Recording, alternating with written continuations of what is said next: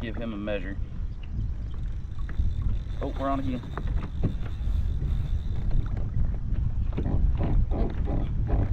There we go, doubled up here.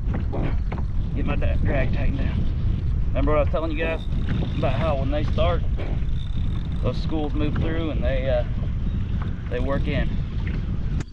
What is going on, guys? It is another beautiful May morning here on Truman Lake. I got the kayak out, as you can see here.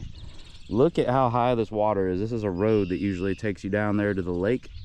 As you can see, it's come down a little from all the brush there that you just watched me set up. I had to carry all my stuff through that, but high water. It should be the crappie spawn right now, but from my experience, it's kind of hard to find crappie up on the banks when the water's like this. So of course I'm going to go for catfish today. I got the big rigs out.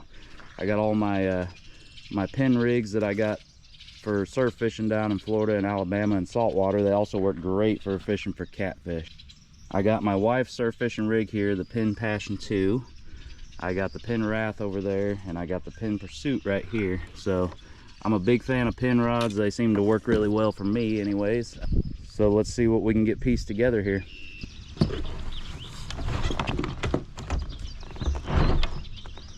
If you have these pedal drives, make sure you paddle a good ways from where you launch before you put your propeller down. That way you don't hurt your prop. Make sure it's deep enough to use. And always make sure you strap it down, because I feel like most of the time when people tip, it's right next to the ramp when they're getting into the kayak and when they're in shallower water and stuff. They haven't got their sea legs yet, so that's usually when accidents happen, I feel like. So you wouldn't want your $700-800 pedal drive to sink to the bottom before you even get started with your day. That'd be pretty sad. One more tip, on my paddle side especially, I always make sure to latch these rods in, because I have lost expensive combos by taking my paddle out right here and bumping this rod. And here on Truman Lake, I have at least one expensive combo sitting on the bottom because of that stupid mistake. So make sure you're doing that. All right, guys, sorry about the wind. I'm kind of going right into it right now, but I dipped off the main lake into this cove area. The cove kind of splits into two parts here. One part goes back that way, one part back this way. I think if I get to the back of this, I can get out of the wind pretty well. But I want to show you another tip for when you're kayaking on big water, especially with standing timber. You guys see how there's trees and stumps and stuff like that around me. You want to be really careful when the water's high like this, because a lot of times those can be just below the surface of the water. Especially in a kayak, if you hit one of those, it could knock you off center and tip you over or something like that. So just watch ahead of you, go slow, and just be careful about that kind of stuff. You can see the wind's kind of coming straight up this side of the cove here, so it looks pretty glassy and nice back here in this side. Stick around. Back here, you can see in the back of this cove, there's actually a creek that dumps into Truman Lake. And I'm really hoping that's where these catfish are going to be staged up right now, getting ready to make a move up into the creeks to start spawning in sometime here when the water gets a little warmer. But I love this spot right here because you can see all this standing timber and stuff right here, and then you just kind of have a mud flat here to the left of that. And in the past, I've caught a lot of catfish right here in May, just like today. So I'm not saying that's how it's going to be today, but we're sure going to give it a try here in a minute. But windier than I'd like today for a kayak day, but this is the day I had to go kayaking, so this is the day I'm doing it. We're just gonna have to make the best of it here. So let's get some baits out, guys. It was probably a 2-mile paddle to get over here, which is pretty exhausting. So I'm ready to fish. So I love using earthworms for catfishing. I've caught flatheads on these. I've caught channel cats, blue cats, bull cats. I've caught everything on earthworms. Anything will eat them. They're technically considered a live bait, so flatheads like them. I don't be stingy with them. I brought quite a few today, so especially when the water's up like this, I feel like earthworms just really work for catfish when there's a little bit of a flood going on. So not saying it's going to today, but we'll see. If you guys watch my other catfishing videos, you kind of know what I use for rigging. I am a sucker for the Carolina rig. I got a swivel there down to some 50-pound mono to a circle hook, medium-sized circle hook today. When I'm going just for flatheads, I use giant circle hooks, but when there's a chance of channel cats and blues like today, I like to go with kind of a medium-sized one. So braid, I think this is 50-pound spider wire down to a swivel, down to 50-pound mono, down to a medium-sized circle hook. And I'm just gonna put a big juicy earthworm on here. I really hope the wind isn't messing with my audio too much, and if it is, I'm sorry. If it gets any worse, I'll have to move to the further back in the cove to get out of the wind more. And I moved a little bit closer to the back of the cove here. You can see how much closer to the back I am. That creek is over there.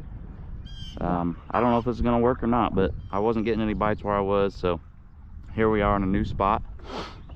I think it's only about 4 to 5 feet deep out in front of me and shallower behind me. I got one behind me back here, and I got two out here kind of in this creek channel that hopefully on the GoPro you can kind of see the creek channel right there. The water looks a little different, but in my experience you'll find during floods you'll find catfish up in shallower water like this. So I think it was close to 10 feet where I was, and it's about half that here. So we'll see. We're gonna let some bait soak for 20-30 minutes, and if I get a run, that's great. If not, on to the next spot.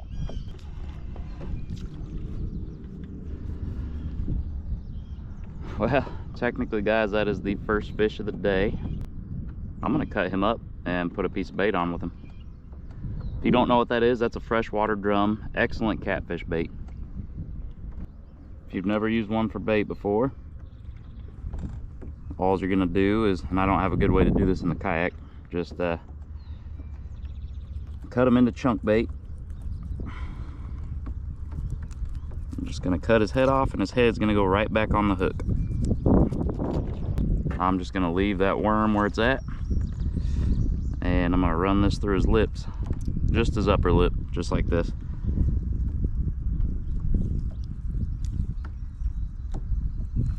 Just like that. If a big catfish comes along, should do the trick.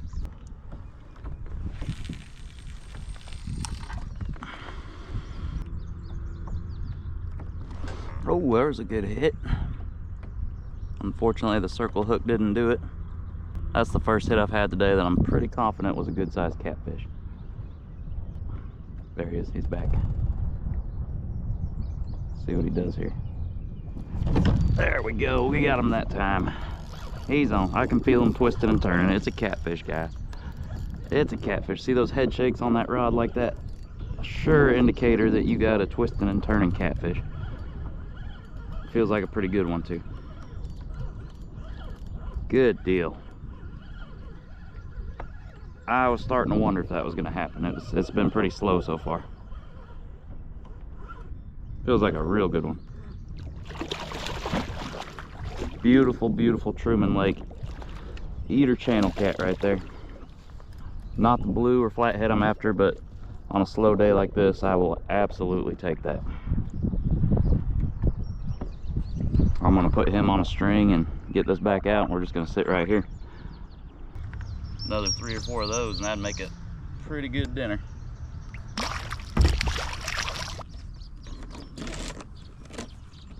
From my experience, a lot of times on Truman Lake, it can be super slow for an hour or more, and then all of a sudden these catfish just all at the same time turn on.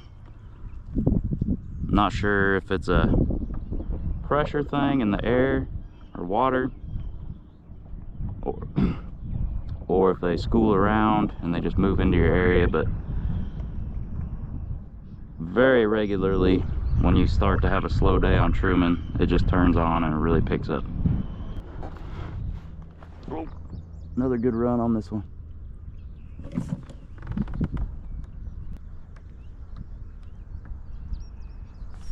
There we go, hooked up again, guys. Feels like another good catfish. Maybe a little smaller than that last one, but I can tell by those, see those head shakes like that? It's a twisting and turning cat. There we go. Little smaller than that last one, but in my opinion, that's about the best eating size out of this lake right there.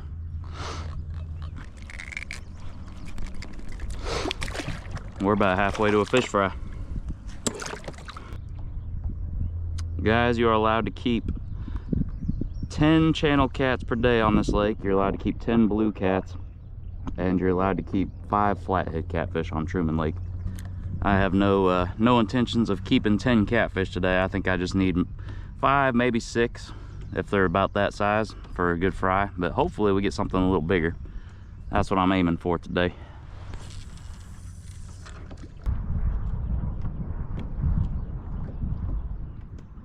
Oh, there's a bite, guys. There we go. We are on again. Oh, we got something pretty good here. Stay out of that tree. No, he's in a tree. Come on, get out of there. Get out of there. Get out of that tree. There we go. I got him out. Can't believe that, but I got him out. What do we got? What have we got? Something a little bigger.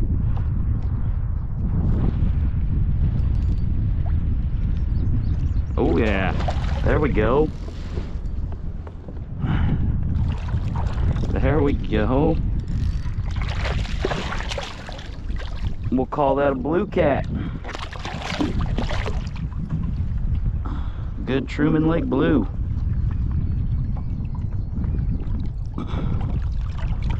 There we go. That is what I'm here for.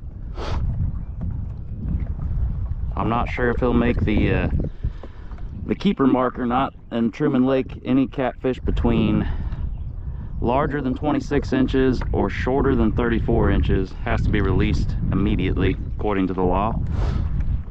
So I'm going to measure him and see what he goes.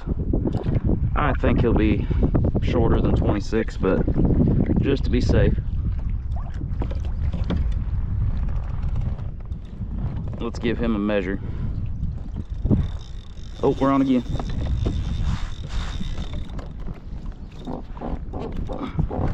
There we go, doubled up here. Get my drag tightened down. Remember what I was telling you guys about how when they start, those schools move through and they work in. I was talking about that earlier. Sometimes you'll go 30 minutes without a bite, and all of a sudden it just turns on like this. The Truman Lake special. I'm gonna about guarantee you this is gonna be another good blue cat. It is. We had a school of them move through. Another real good blue cat. I hear you, buddy. I hear you. Just be patient with me. It's wild how it just turns on all at once. You don't get a bite for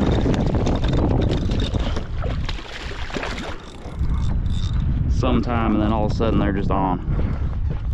Alright, I might lose them. I might regret this, but I'm not putting 2 of these big blue cats in my kayak. I'm going to let him hang there, give him some slack, and I'm going to start measuring fish. And I'm really going to watch this third rod here, because when they move through, they really move through. Alright, I need to stand up and get my tape measure here. This kayak I love. I can stand up in it pretty reliably.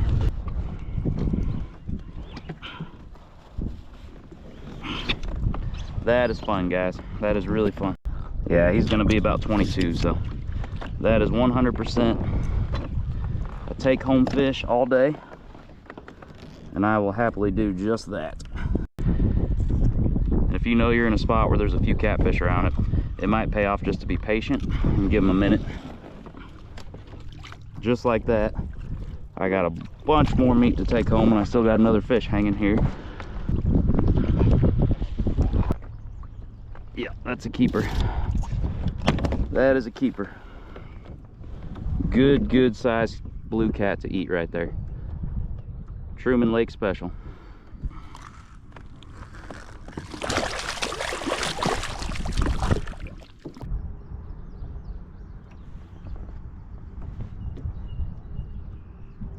There we go.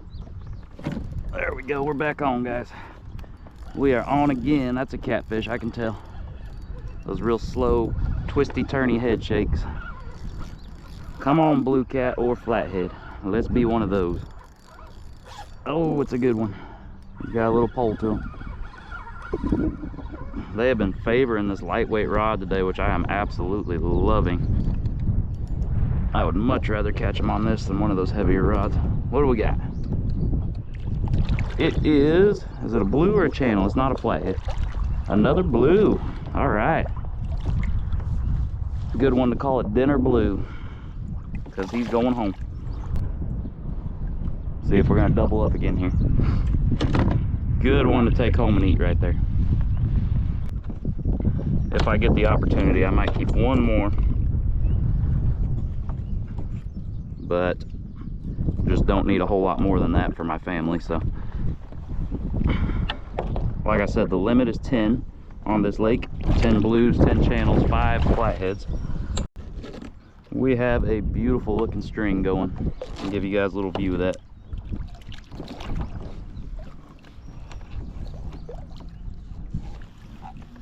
Beautiful string going today. There he is. We're on again, guys. Oh, it didn't take long. This lightweight rod is just absolutely smacking them today. It's not real far from where my other rod here is. It's just coincidence, I guess. I can tell this is a cat. Feels like another one of those 20 to 25 inch blue cat. No mistake in those head shakes.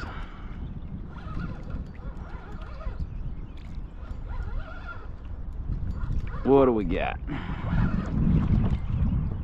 Oh yeah. That looks like it's gonna be the biggest blue cat of the day right there. What a good fish. Just casted that big glob of earthworm out that I showed you.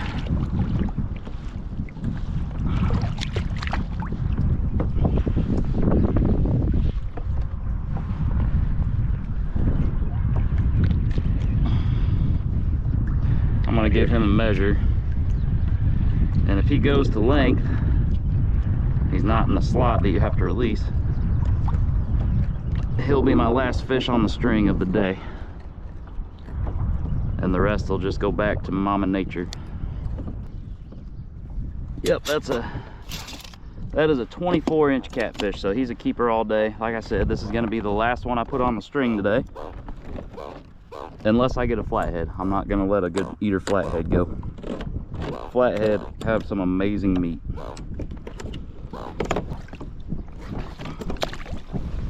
There we go. That's 6 fish on the rope.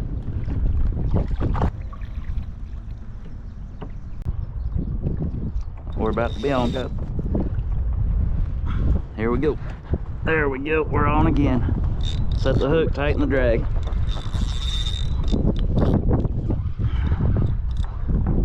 When you run these limp like that with the drag, with no drag, you have to palm the spool, set the hook, and then tighten your drag. Unless they're running enough, you can just tighten it as they run and they'll set the hook on themselves.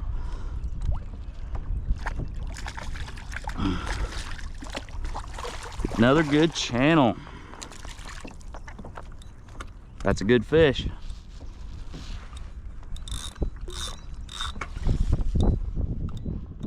Beautiful fish. If I didn't already have 6 great fish on my stringer, he would join the bunch, but I do. So I'm going to tell him thanks for the fight, and he's going home. Awesome.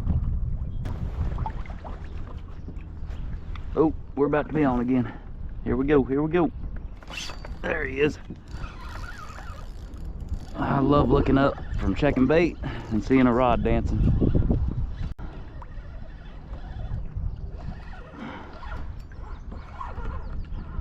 What do we got?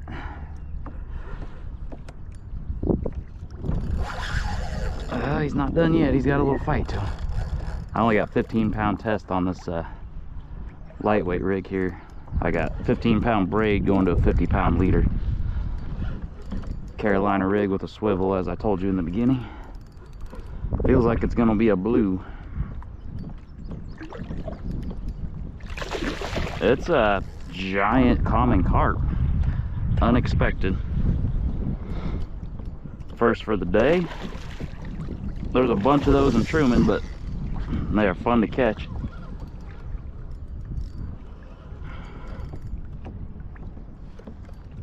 Can't say I've ever caught one on a medium circle hook though. if you're ever wanting good cut bait for jugging or something like that, these are, if you take these and cut the fillets off of them and cut the meat out of the scales and skin, it's amazing bait for jug lines and stuff like that. All right, buddy, let's get you free. Today I'm just gonna let him go though. Big fish, fun time. Thanks for the fight. That's one thing I like about fishing Truman, guys. You never know what you're gonna catch here. Could be anything from a trophy flathead catfish to, I think there's even some muskellunge in here. You just never know what you're gonna get in here. Pretty much anything that a big river system would have, you can find in here. There's a sturgeon, all kinds of catfish, crappie, white bass, hybrid bass, largemouth. You name it, it's probably in this lake. So I love coming to Truman. Just an exciting way to spend the day. Guys, like I said, if you ever have any questions about anything I do in my videos or want to know spots to go or something like that, don't hesitate to look in the description of this video and shoot me an email with any questions or anything like that, or just to say, hey, I love talking to you guys. So don't hesitate to do that. I'm surprised I haven't caught a buffalo, honestly. Oh, I'm getting smoked on my cut bait here. Good run on the cut. Come on, be there. Be there. I don't know if he dropped it or if he's... There he is. He didn't drop it. I got him. Good cut bait fish on this giant surf rod I got for catching black tip sharks down in the Gulf. First one on the cut bait though, that cut drum. Not sure what I got. It's a blue cat. This rod is massively huge. There we go. First blue cat in a little bit.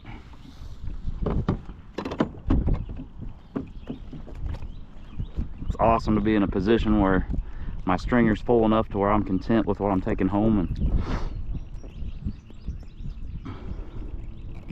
to be able to do this. Thanks, buddy.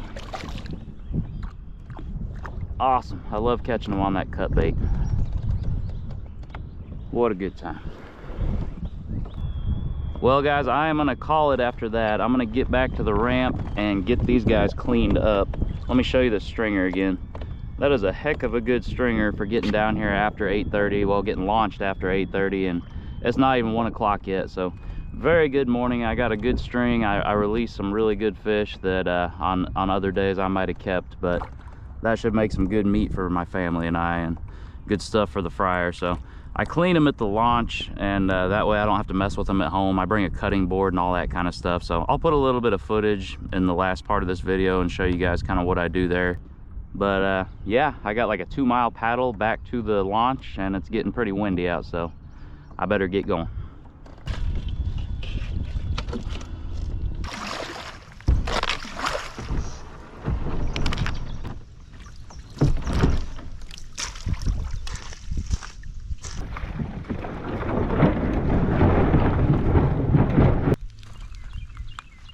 Here we go. All right, it's a little awkward doing this on this little cooler. Kind of got to kneel down and stuff like that, but still better than doing it at the house, in my opinion. So it's important and humane to get yourself a good wamping stick, just so you can put these catfish out of their misery before you fillet them. That, and that'll do the trick. Now we're gonna get the meat off of them. So these bigger blues like this, that are just below the bottom slot, they have some thick ribs in them. So what I do is I come down here and I'll take this lower part here where there's no rib bones, get that off there. Hopefully my camera angle's right for y'all. All right, now what I'll do is I'll come back here and I will just kind of fillet down these rib bones.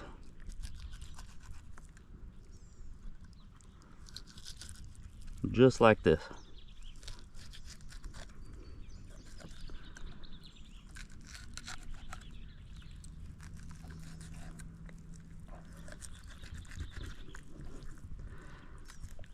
See how I'm getting that meat right off the top of those ribs? That way I don't have to cut through those rib bones and dull my knife up.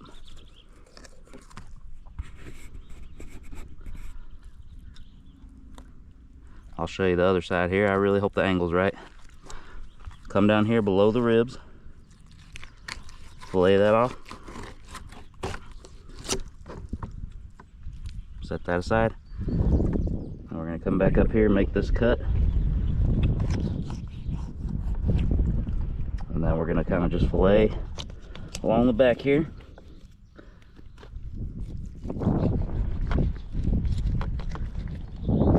Okay, and we're gonna just fillet down this right over the top of those rib bones. You can see my rib bones there.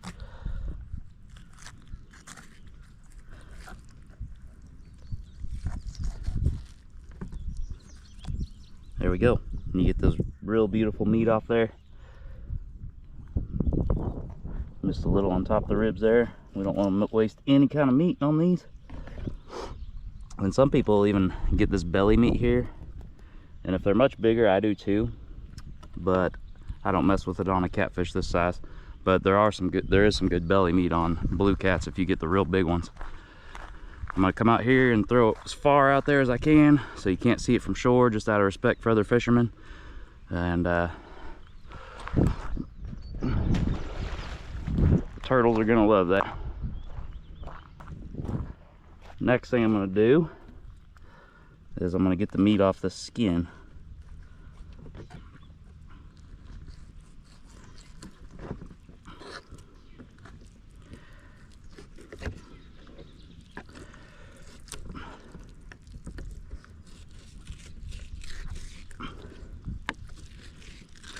Just like that.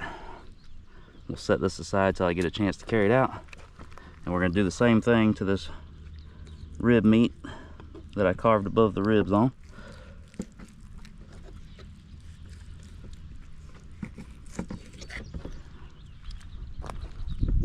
Same thing to this.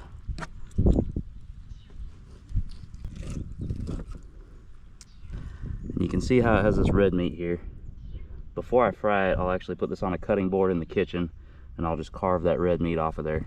But yeah, there's a eater sized catfish worth of meat right there. Some beautiful, beautiful stuff here on Truman Lake. Shad fed fish, white as white can be.